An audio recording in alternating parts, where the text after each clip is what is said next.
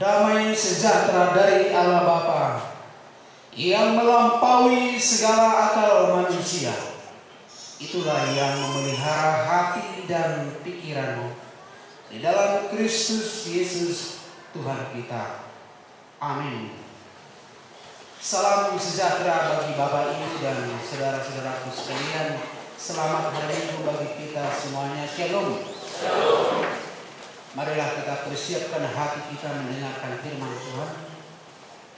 Kita persiapkan Alkitab kita dari kitab Ibrani.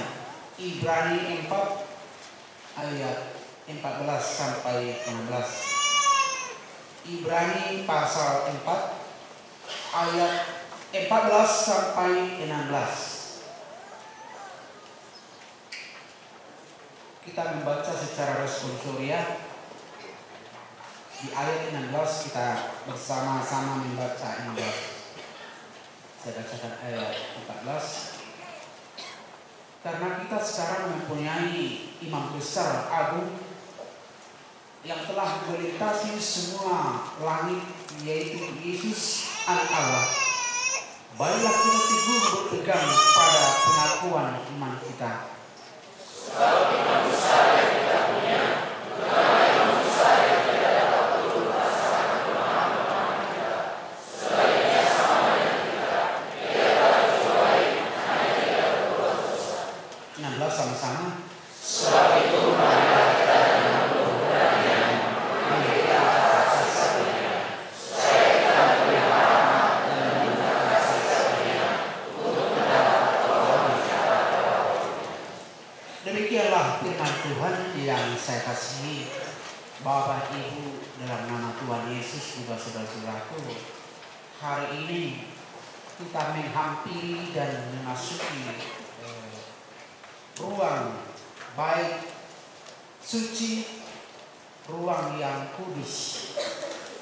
Pada zaman Salomo, ketika Raja Salomo membangun bait suci, ternyata ada ruang maha suci, ruang yang kudus dan ruang yang maha kudus. Jadi di bait suci itu misalnya ini kan tempat duduk kita, umat. Kemudian di sini ada ruangan ruang maha kudus. Jadi di situ yang boleh masuk di situ adalah para imam. Hanya para imam yang boleh masuk. Jadi setiap jemaat yang membawa kurban persembahan diserahkan kepada para imam. Jadi para imam ini adalah keturunan suku Lewi, salah satu dari keturunan anak-anak Yakub kan suku Lewi. Nah, keturunan suku Lewi inilah yang menjadi imam secara turun-temurun. Jadi di antara imam ini ternyata masih ada kelompoknya.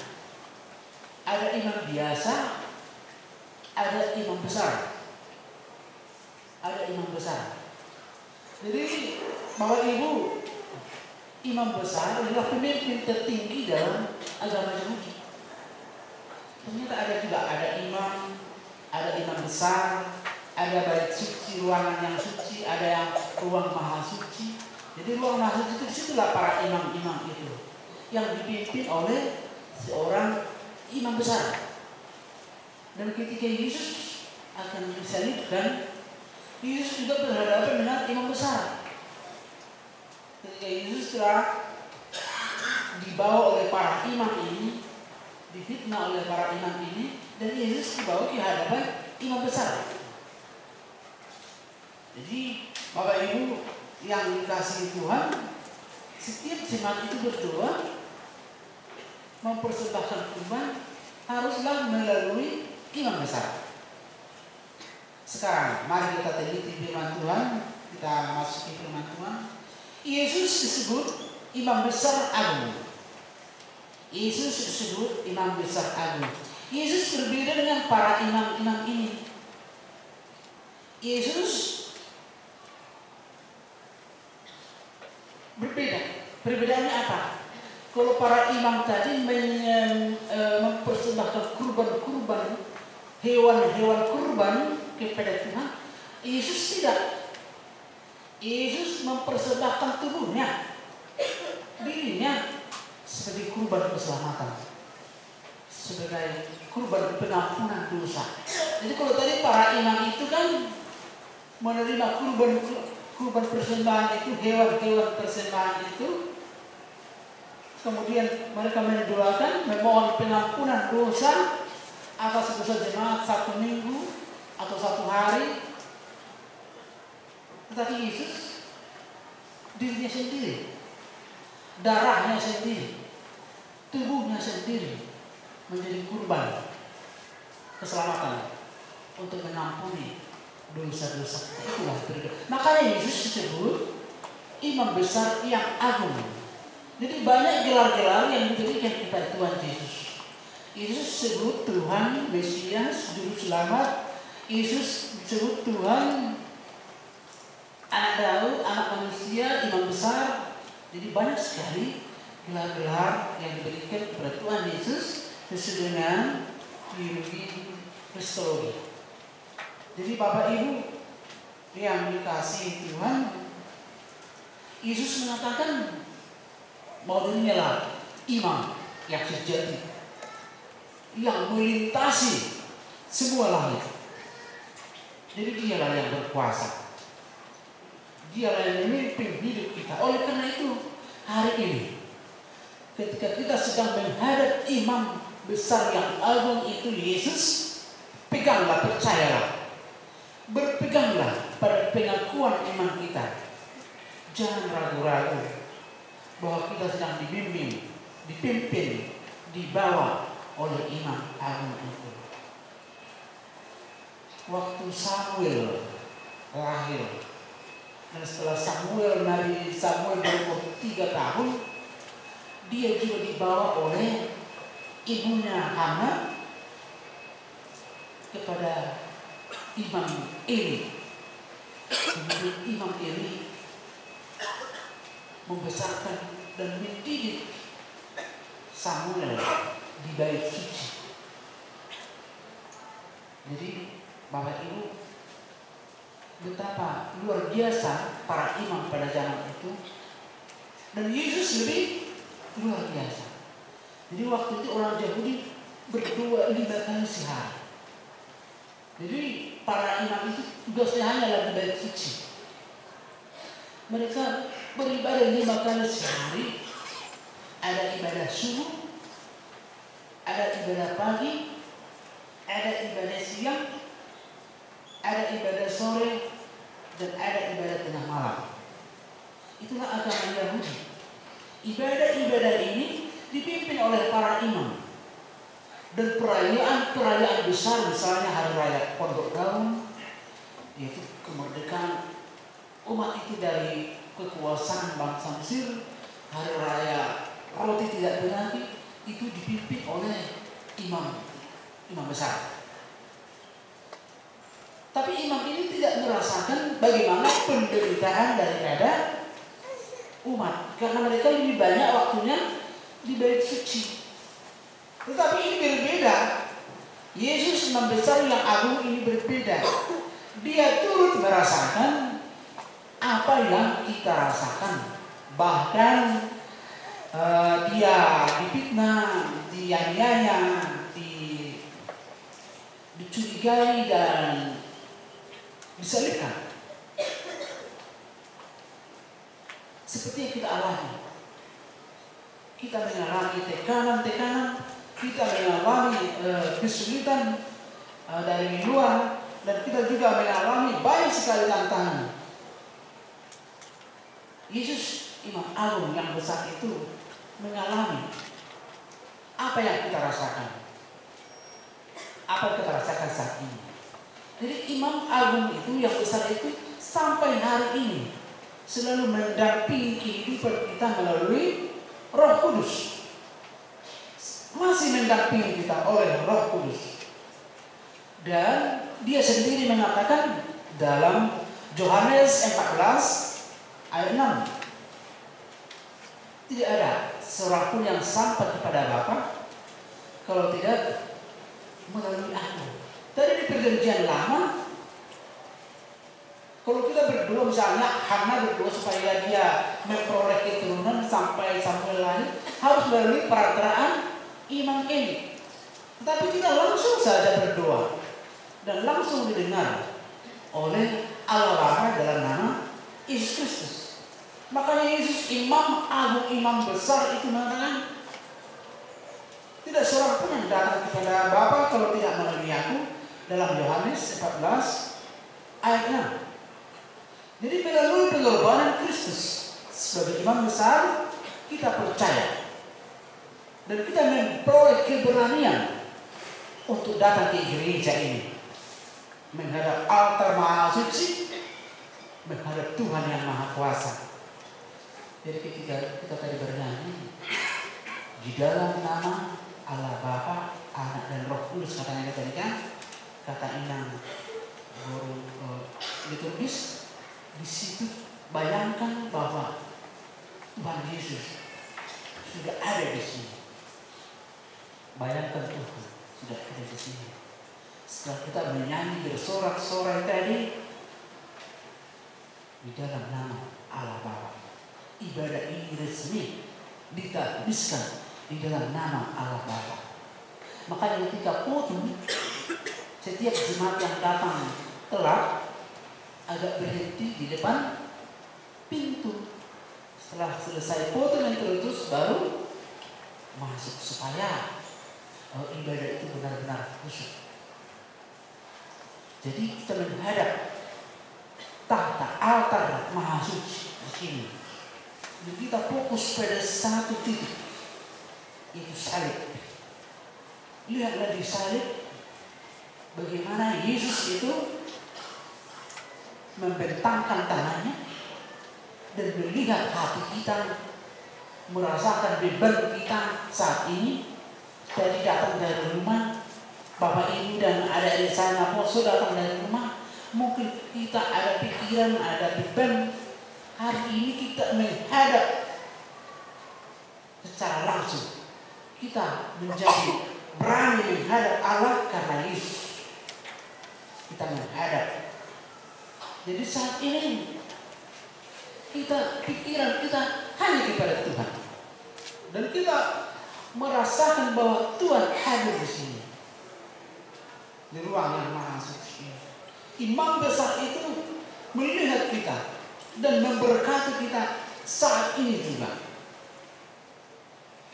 Bapak Ibu yang kasih, dalam Ibrani 9 ayat 13 sampai 14 bahwa di sana dikatakan bahwa Allah dalam Yesus Kristus telah menjadikan kita menjadi umat kesayangan.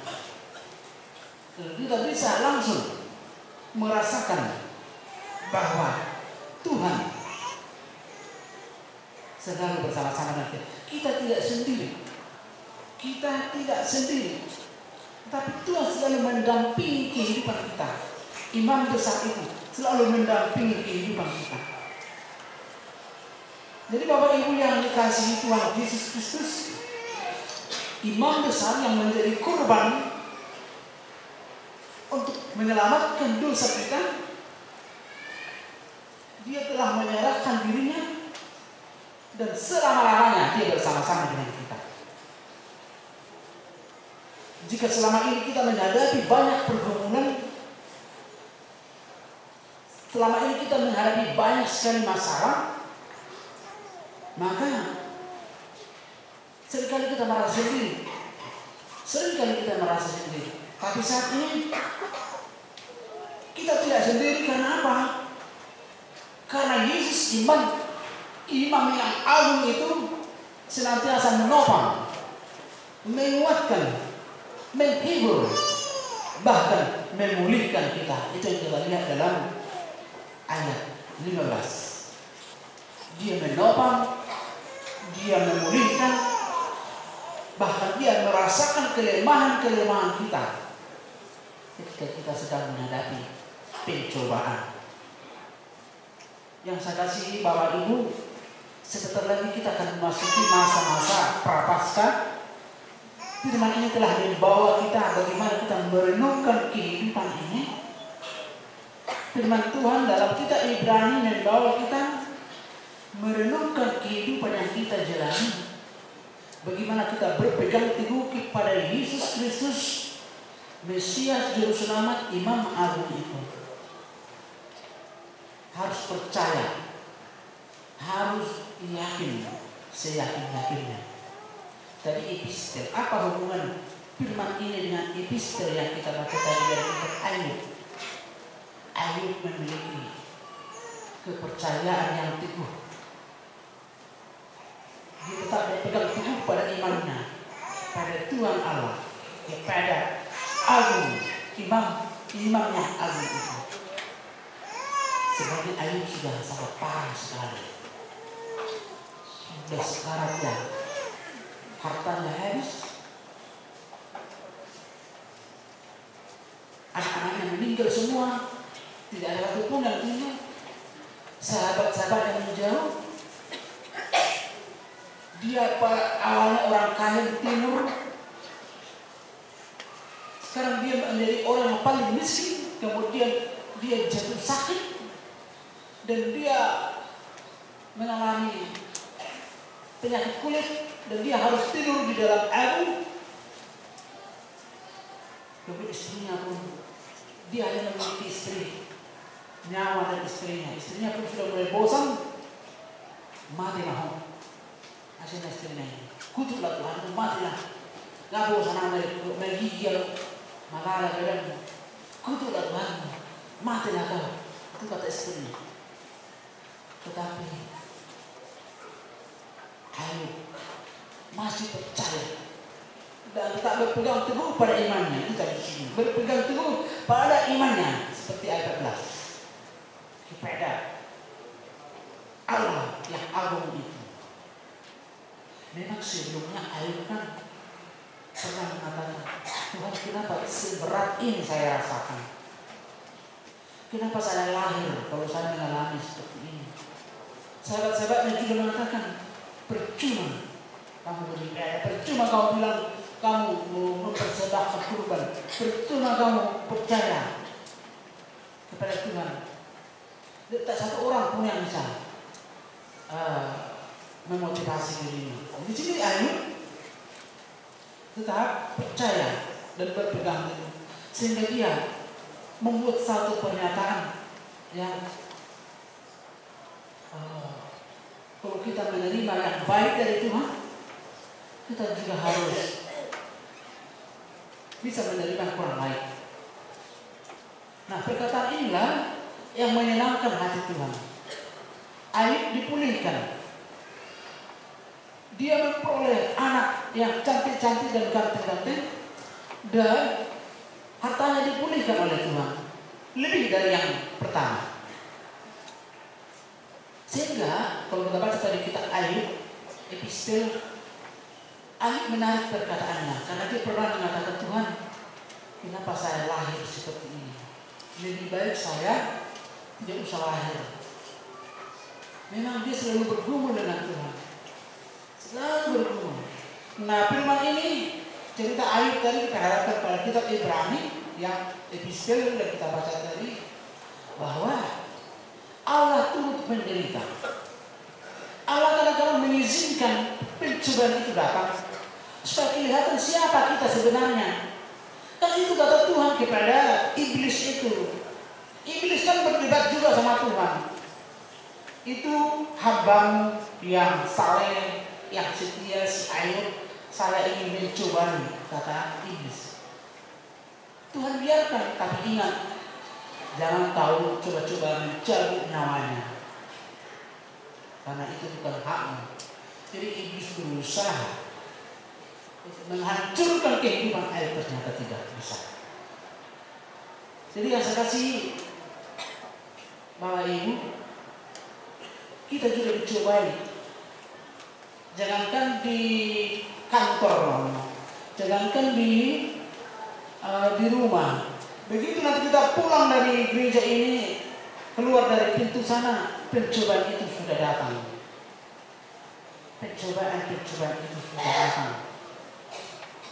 Begitu nanti kita sampai di rumah, cobaan sudah datang banyak sekali. Nah, di sini kita menjadi pemenang seperti Ayub. Kita menjadi pemenang karena kita selalu dibimbing oleh Yesus, imam besar yang agung itu. Memang Tuhan tahu kelemahan-kelemahan kita. Tuhan tahu kekurangan kita. Tapi percaya bahwa Dialah sumber kehidupan. Tuhan tidak membiarkan Ayub sampai mati, tapi Tuhan kembali memulihkan keadaan. Jadi kita harus yakin, Bapak Ibu yang kasih Tuhan, kita harus yakin bahwa di dalam kelemahan-kelemahan kita, dan ketika pencobaan itu datang, kita tidak sendiri. Jadi jangan stres. Tidak boleh stres. Karena Tuhan bersama-sama dengan kita. Orang yang kaya adalah orang yang selalu bersyukur dan mengandalkan Tuhan. Itulah orang kaya. Orang yang paling miskin adalah orang yang tidak percaya kepada Tuhan. Sehingga dia putus asa dan bunuh diri.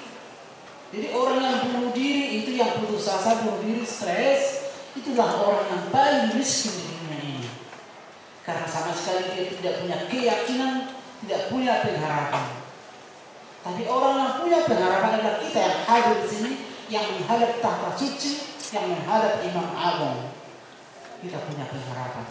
Sekalipun saat ini Bapak Ibu memiliki beban, cita-cita, harapan ke depan, adik-adik apostol juga yang memiliki kerinduan untuk memiliki mendapat jodoh ya. Kaum bapak juga yang menginginkan usahanya lebih sukses, kaum ibu juga yang menginginkan anak-anaknya semua berhasil, atau di antara kita ada saudara kita yang kurang sehat saat ini, kita menginginkan kesembuhan. Nah, percayalah Tuhan akan memulihkan. Asal kita tetap berpengharapan. Jangan putus asa. Jangan putus asa. Karena orang yang putus asa adalah orang yang paling miskin. Setelah putus asa, dia akan menjadi jadi tidak dan mati atau bunuh diri. Di sini kita berani menegaskan, milikilah keyakinan yang teguh. Karena Allah turut bekerja untuk meletakkan kebaikan dalam Roma 8 ayat 8 itu. Allah turut bekerja. Allah turut merasakan apa yang kita rasakan. Kalau kita mengadu kepada manusia, bukan berarti hati kita makin tenang. Karena dunia ini tidak menjanjikan ketenangan hati. Dunia ini tidak menjanjikan ketenangan hati. Tidak menjanjikan, dunia ini tidak menjanjikan kepada kita kehidupan tanpa masalah. Tapi Yesus berjanji kepada kita, aku menyertai engkau. Aku tidak membiarkan engkau. Aku tidak meninggalkan engkau. Itu kata Tuhan Yesus. Sampai kapanpun Yesus berjanji kepada kita akan menyertai engkau. Jadi di sini marilah kita dengan sepenuhnya percaya kalau saat ini kita sudah berani datang ke gereja, menghampiri tahta kasih Allah, menghampiri tahta Tuhan, rumah Tuhan yang suci ini, mari kita menerima firman ini sebagai anugerah terbesar. Jadi orang yang tidak menerima firman Tuhan dengan sukacita, mereka akan menjadi bosan dan ngantuk, ya kan? Mereka akan memegang handphone dan modok ya. Nah itu karena dia tidak sukacita datang ke gereja. Jadi Bapak Ibu yang dikasihi Tuhan Yesus Kristus, terimalah. Kalau kita sudah menghampiri bait suci, sudah duduk di sini, hatimu, pikiranmu harus di sini. Karena banyak orang duduk di dalam bait suci, hatinya pergi jalan-jalan. Tubuhnya duduk, hati dan pikirannya jalan-jalan. Apalagi sekarang masih musim Bonatau. Pikirannya sudah di Bonatau, tapi badannya masih duduk di bangku gereja. Belum amin-amin sudah memesan Grab. Ada di sini. Oh itu di gereja lain.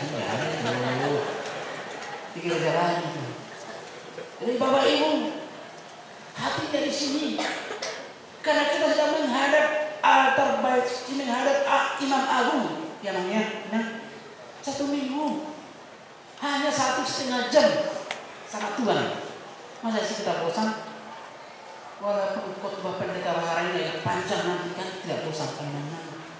Hanya 1,5 jam kok buat Tuhan sekali. Seminggu sementara Tuhan memberi waktu dari Senin sampai Sabtu kita bekerja di mana-mana sesuka hati kita disertai oleh Tuhan. Jadi Bapak Ibu yang saya kasih, hari ini imam besar yang kita yakini Yesus Kristus merasakan segala sesuatu yang kita rasakan. Bahkan ketika kita ditimpa masalah, ditimpa cobaan pun, bahkan kita di dalam dosa pun, Yesus Imam Agung itu selalu berusaha menolong kita dan tetap menolong kita. Jadi tidak ada keraguan Tuhan. Banyak orang hidup di dalam keraguan Tuhan. Hidup di dalam keraguan Tuhan sehingga dia menjadi kaku. Kaku dia mengeluh. Dia tidak bisa memutuskan. Dia harus lebih banyak yang buat meminta masukan. Di telepon tulangnya, di telepon namanya, gimana pendapat tulang? Ada masalah seperti ini. Di telepon Eda, gimana pendapatmu? Ada masalahku. Semua di telepon meminta pendapat, tapi tak satu pun pendapatnya yang bagus kan? Sehingga dia makin pusing.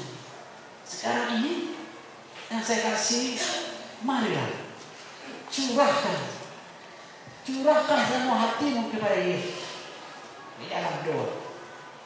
Curahkan hatimu. Maka ketika masuk dari pintu gereja, tinggalkan semua beban-beban yang mencoba untuk menghalangi kita untuk dekat berbicara dengan Tuhan. Jadi saya kasih firman Tuhan juga mengatakan kepada kita pada saat ini, bagaimana kita menghampiri tahta Allah, tentu saja hati kita.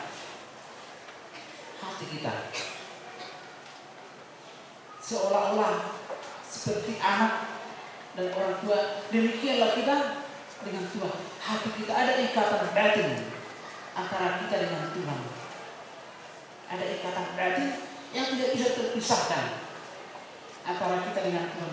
Jadi kita menghampiri dalam arti kita dekat sekali menghampiri Tuhan pada saat ini, di mana kita akan berbicara dari hati kita kepada Tuhan, dari iman kita kepada Tuhan, bahwa Tuhan siap untuk mendengarkan. Jadi yang harus ini Bapak Ibu, dalam nama Tuhan Yesus, bagaimana pengorbanan Yesus sebagai imam besar kepada kita, demikianlah kita dalam hidup kita ini merespon itu dengan perbuatan kita. Kita tidak dituntut untuk memberikan kurban persembahan, tetapi apa yang kita lakukan, pekerjaan-pekerjaan yang baik yang kita lakukan, itulah kurban kita, itulah ibadah kita yang sejati kepada Tuhan. Kiranya Bapak Ibu dan saudara-saudaraku percaya dalam Tuhan, tidak pernah bergeser sedikit pun dari Tuhan. Seperti Ayub, percayalah bahwa Imam Agung itu tidak akan pernah meninggalkan kita. Dimanapun kita pergi, dimanapun kita berada, dan dimanapun kita bekerja, dan apapun kelemahan kita saat ini, apapun beban pikiran kita saat ini, mari serahkanlah kepada Tuhan, sebab Dia menolong kita dan Dia akan menguatkan kita. Amin. Kita berdoa. Bapa di dalam surga, terima kasih Tuhan atas firman-Mu, bahwa Engkaulah Imam Agung yang menjadi perantara bagi kami jalan keselamatan dan hidup, yang menopang kami dalam setiap pergumulan hidup kami, yang menguatkan kami dalam setiap masalah kami. Bapa dalam surga, jangan biarkan umat-Mu saat ini hidup dalam keraguan-raguan, tapi biarlah mereka hidup dalam keyakinan yang teguh seperti Ayub. Jangan biarkan umat-Mu bersandar pada pikirannya dan kekuatannya, tapi biarlah umat-Mu percaya sepenuhnya kepada-Mu dalam hidupnya. Biarlah kami menjadi Kristen pemenang yang selalu menang dalam setiap pencobaan. Dan biarlah kami menjadi berkat bagi semua orang. Bapa dalam surga, sebentar lagi jemaatmu, Bapak Ibu Saudara kami akan pulang, serta mereka dalam perjalanan pulang juga besok mau bekerja, antarkan Tuhan dalam keadaan sukacita. Terima kasih Bapak, inilah permohonan kami dalam nama Tuhan Yesus. Amin. Kita bernyanyi dan memberikan persembahan.